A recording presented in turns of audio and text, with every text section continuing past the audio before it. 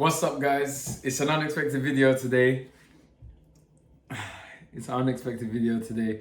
Due to work yesterday, we was hosting an event for Goldman Sachs. And yeah, as soon as I heard that, I was like, yeah, okay, I need to try and take advantage of this. So yeah, anyways, quick FYI, I'm currently in the kitchen.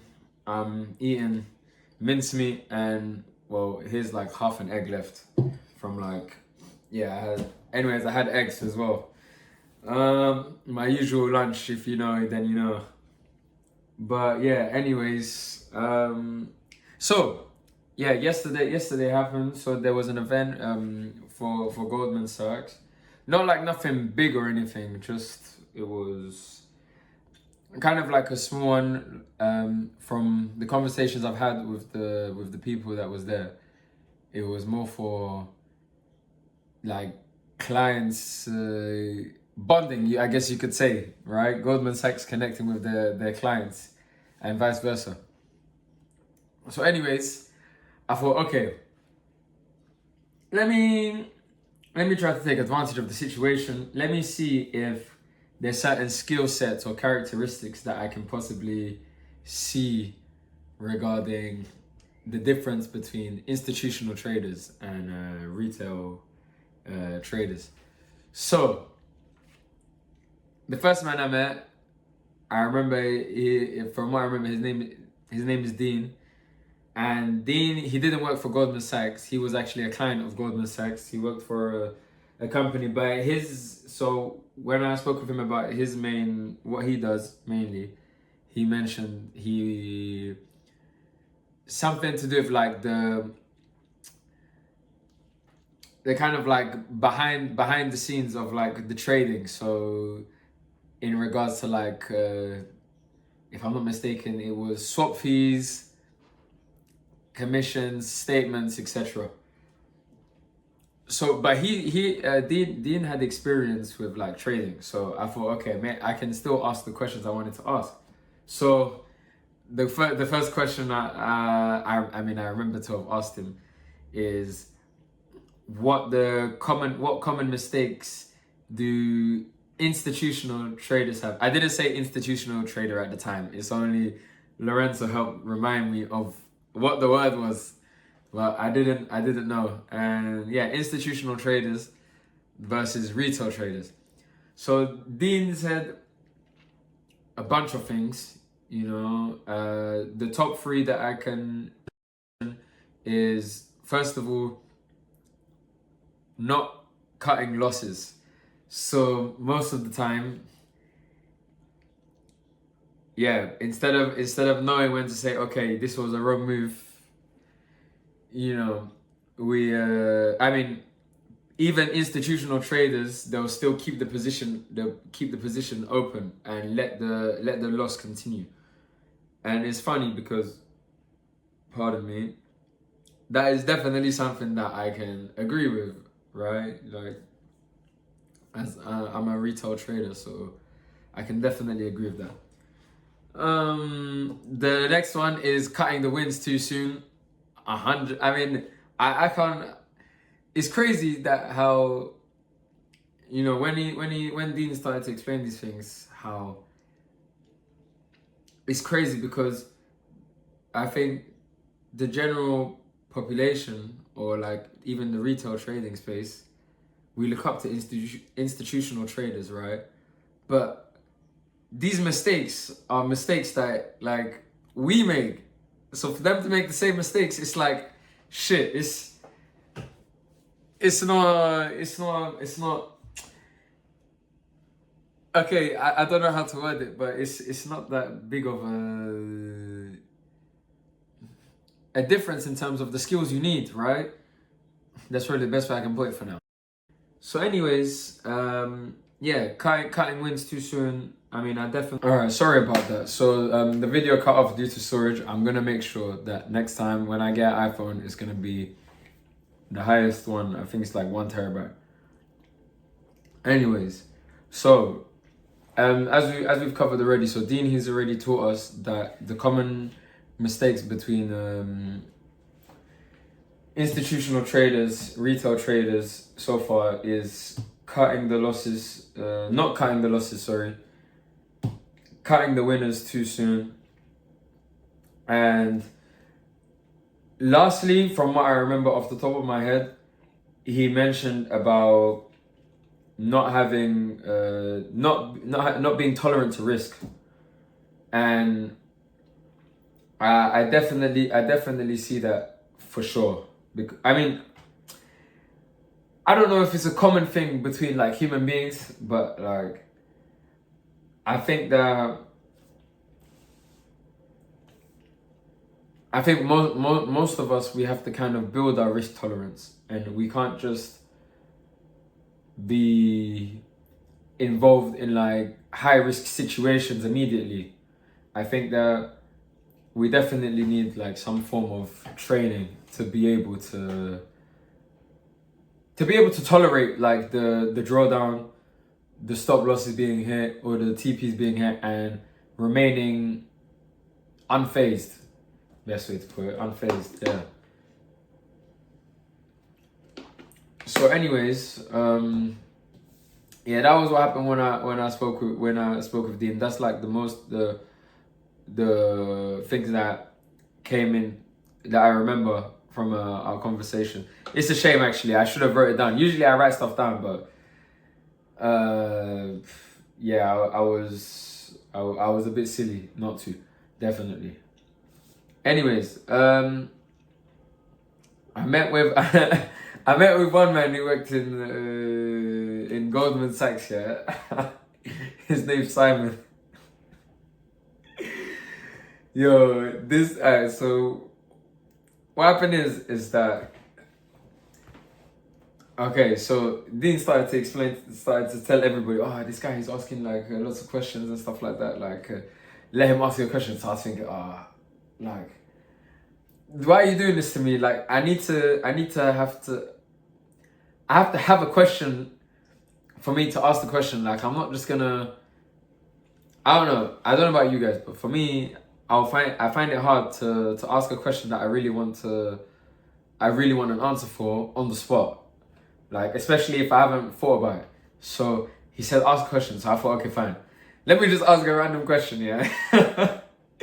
So I must have said to him, so when it comes to providing liquidity, right, to other companies, your clients, right, could you please break down the process in a detailed way? Gee, I asked him this. You think he answered? No way.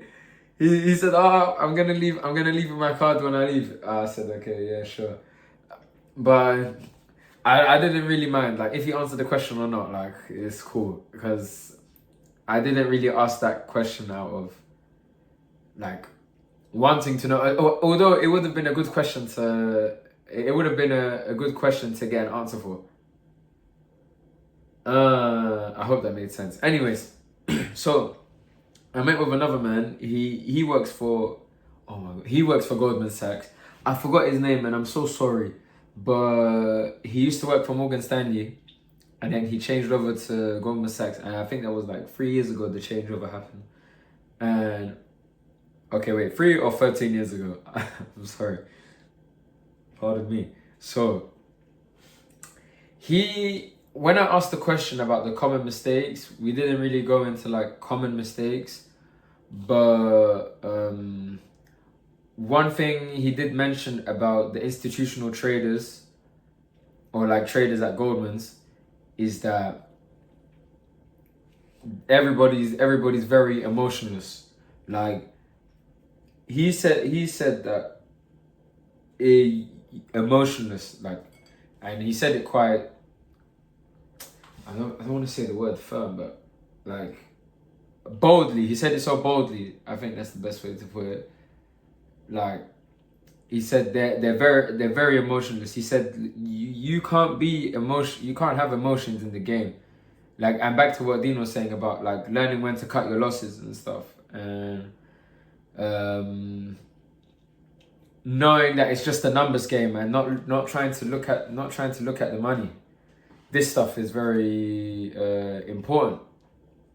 So anyways, yeah, and then so what the gentleman does, he's into algorithmic trading. So he's in charge of running like a bunch of traders that focus on algorithmic trading that kind of get, so from what I understood, that get put onto the trading floors. So where he provides, I guess, support or this algorithms too is the equities floor. So yeah, anyways, I said to him, because he said to me that he has previous experience trading himself. I said to him, like, well, I said to him, what was the biggest lesson for yourself that you've learned over your trading career? And he said that, well, I learned not to presume anything. So I would say, well, by presumption, like, is like don't expect anything. Don't expect the markets to give you what you want. Just take what the market gives and that's it. End of story, And I think an example tells it this week, right? Because, for example, this is just like a life thing that's come to my mind now. For example, last week, obviously gold was pushing higher, right, because of the Israel and Isran situation.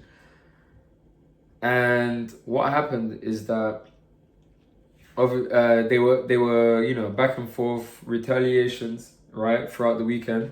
So, pardon me, people are thinking, okay, gold's gonna go to all-time highs, whatever. Gold is gonna fly.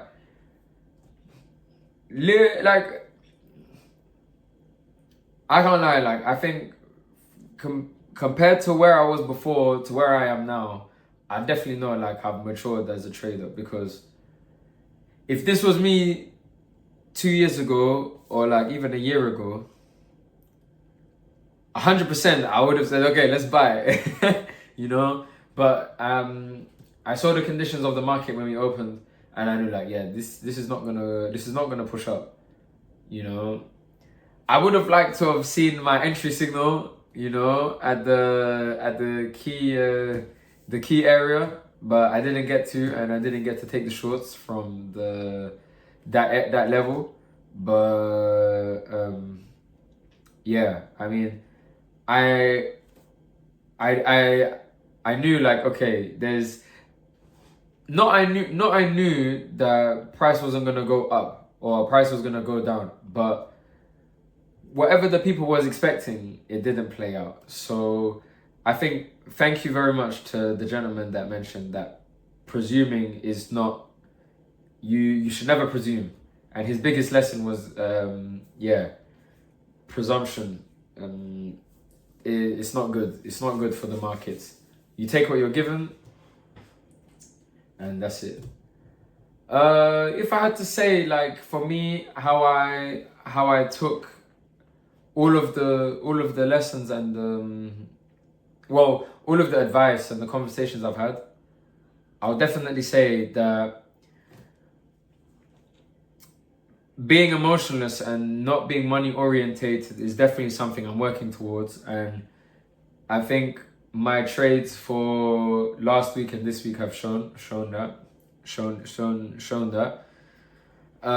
Even the way how I trade, actually, my trade management too. Like, that one definitely shows how much I'm trying to become more emotionless and more logical, strategic, right?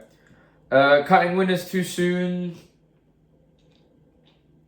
Yeah, I mean, that one I know already. Like, I'm putting my stops at break even, 50% of the move. It's like this, but look, I think, I mean, I have to finish up now what I think about cutting winners too soon. Yeah, that one, it happened today, guys. I'm not gonna lie, it happened today. But I think how I entered the position was very wrong. I didn't wait for the candle that I would have liked to that I usually want to wait for my entry signal, and I got in.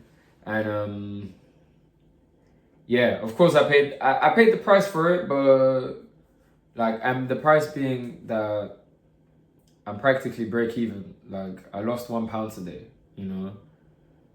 But anyways, I sound so sad about that. But yeah, it happens, isn't it? You know. But yeah, I think that given what they've said, I mean, it definitely sounds like the only advantage that institutional traders have compared to retail traders is just capital, right? And I think exposure to knowledge and information. I think those three are the only barriers. The only thing, yeah, barriers, right? But take all that away. We're all on the playing field is we're all on the same field. Like no one's here, no one's here, no one's here. Like it's the same. And what that means is for retail traders is that if the institutional traders' advantage is only equity, data, and maybe execution too, then that means that all we have to do is focus on acquiring those things and making sure that we're very solid we make sure that we're the best at the characteristics or the skills that need to be the same, if that makes sense. So like, for example, sorry, excuse me. So for example, being emotionless, yeah. If institutional traders are emotionless, we need to be emotionless. If institutional traders are cutting their losses as soon as they see it's a loss, we need to do that. If we see that our position's going in our direction, don't cut it, let it run. You know, don't presume the markets. You know, and follow your system. I think in all fairness, it's just about following your system, letting your edge play out. You know, whether it taps your stop loss or TP, then yeah, just follow your system, follow your plan, follow what the market gives you, and oh my god, I'm so sorry, and yeah, be emotionless, and yeah, that's pretty much it. You know, don't think about the money. Just think about what the market gives you and take advantage of what the market gives you, and that's it. The rest will take care of itself. You know, if the trade is not, one thing that I'm teaching, one thing that I've been enforcing in myself these past few weeks, maybe months, is if my trade fails this area and it's followed my edge, my system, then that means this range has failed and I have to wait for the next range to be met, you know. Or I can this is kind of me being cheeky, but I can risk half of what I usually risk, and I can trade the opposite direction, you know. This could be another advantage, right? That one I'm still working on it, yeah. So don't take my word on it, word for it. But yeah, anyways, I hope this video was insightful. If you have any questions or if I wasn't clear on certain parts of the video, let me know. And I would like to leave you with this last message, yeah. Okay, so remember, follow the system and follow the edge. Don't be money orientated, follow the charts, and yeah, that's it. Yeah.